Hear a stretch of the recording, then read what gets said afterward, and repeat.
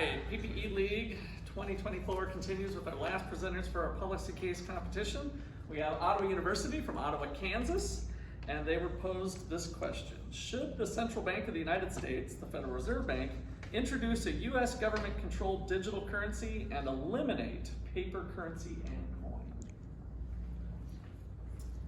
The Central Bank of the United States should not introduce a U.S. government-controlled digital currency and eliminate paper currency and coin due to the moral implications, the difficulty with exchange, and how it can harm savers.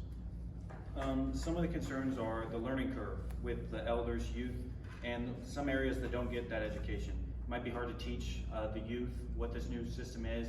Some older generations aren't going to be able to understand the digital currency, and it'll be hard and not worth the while to teach them. Worldwide, the US dollar is used in many different countries. I just visited Africa, and the US dollar is used everywhere there. And without it, we could see major economic failures worldwide. The cost to switch with banks, online system, it's not worth it. There's so much going into the currency now. There is digitally, but also with paper currency and coins, cost would not be worth it. And the trust, after the US switched, it would be hard to get all the citizens to believe. We switched once from going from the gold-backed currency to not gold-backed, way back when, and that was before there was this digital era when people could tweet about it, talk about it easily, so now there would be a lot of setbacks with it. Should the Central Bank of the United States switch to digital currency and abolish paper currency? A philosophical argument of moral imperatives shows that this proposed policy is wrong. Based on humanism. Humanism is the thought that all humans deserve a high standard of living. And the fact is, this policy would not help all humans get a higher standard of living. This policy would be unequitable and would hurt some people more than others. Those that benefit would be those with the first mover advantage, as we know in economics and as we learned from the reader. Who would have the first mover advantage in this case? It would surely be large corporations over small home-owned businesses. Large companies on the internet would have a huge first mover advantage, whereas companies that were not able to pay a switching cost and become compatible with this currency would be unable to compete in this world. This policy would hurt small businesses.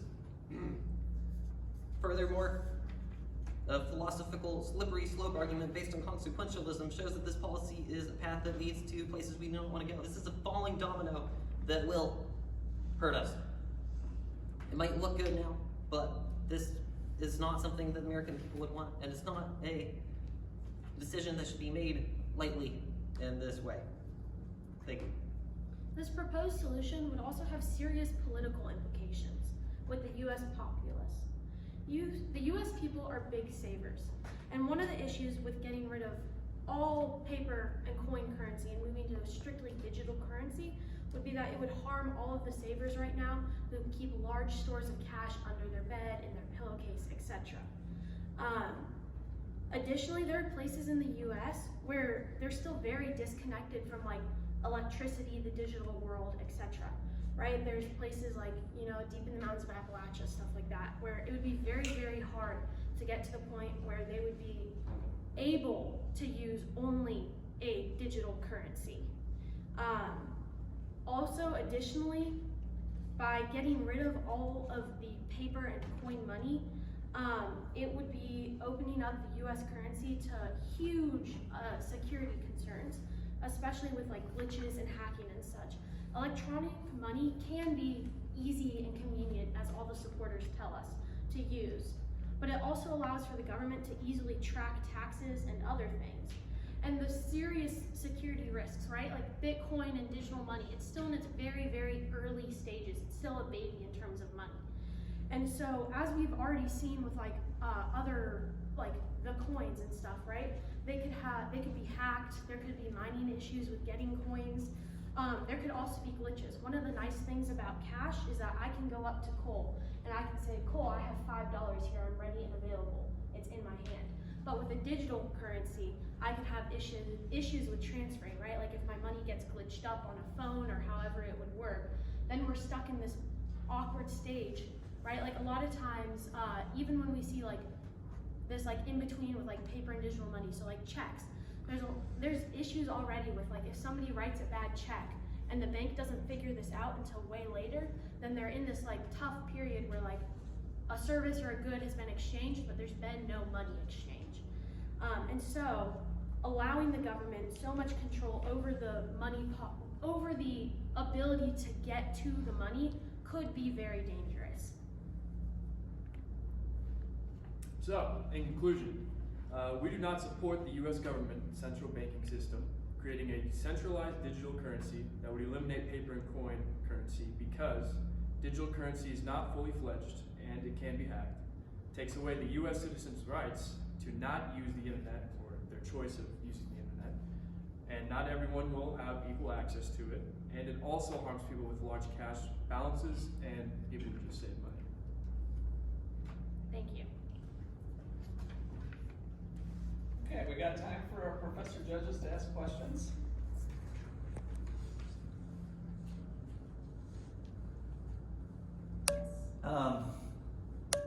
If the argument is that movement to a CBDC will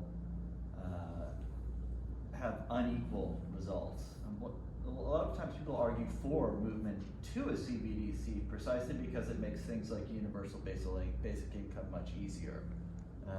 So what do you did, I think, an interesting and decent job of laying out some problems that might be raised from the humanist perspective.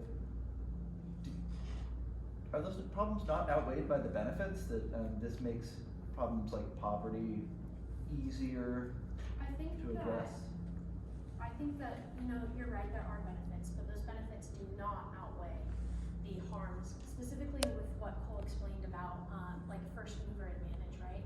So a lot of the times people who are like, people say, oh, it would make people in poverty, it would make it easier for them. It really wouldn't make it easier for them because they're so far down on that movement chain that by the time the benefits reach to them, all those benefits would have been used up. And they would be in the exact same situation that they are now, but probably even worse off because that very little like paper coin that they do have wouldn't be usable anymore, right? People who live in poverty don't often have savings accounts or things like that. They live on a strictly like cash in, cash out flow, where paper money is vital for their continued prosperity.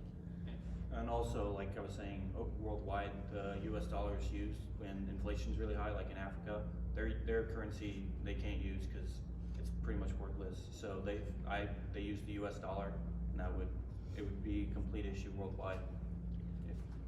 And if I may add, the volatility that comes with central currencies like that or online digital currencies and people who live paycheck to paycheck for food will be put at an extreme disadvantage. So when they go to cash that digital currency and it's not the value for what they can get for the food they need to feed their family, that's the night they go hungry, basically.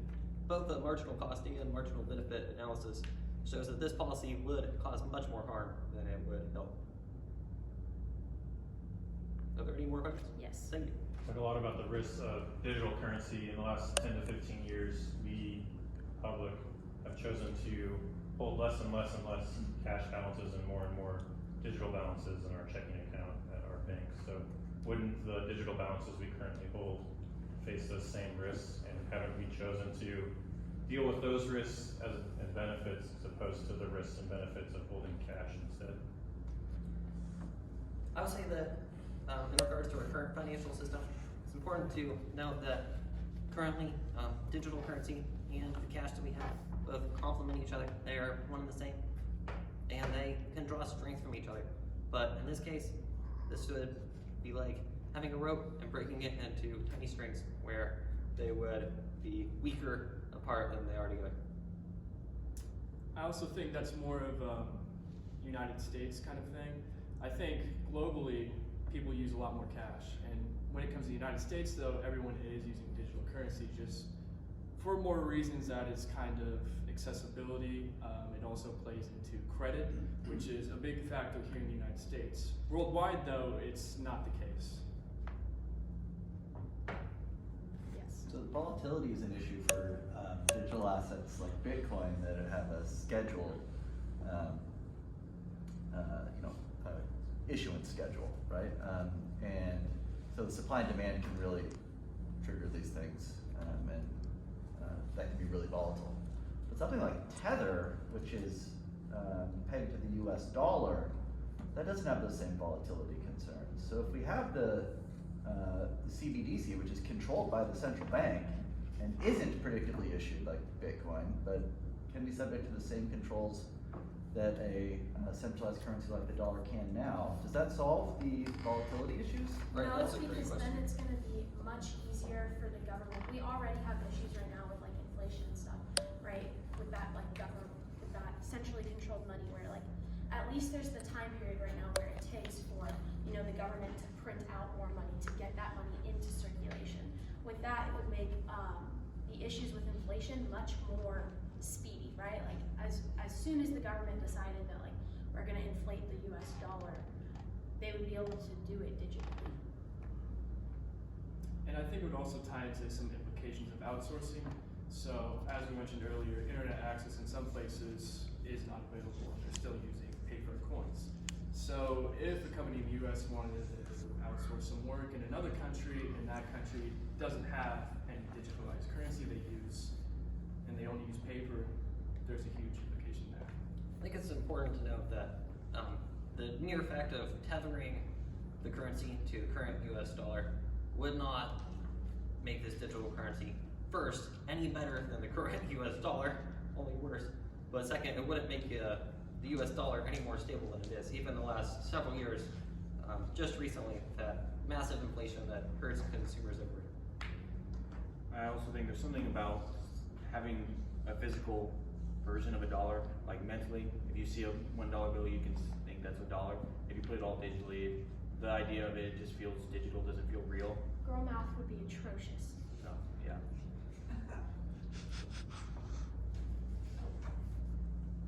Any other questions? All right, thank you,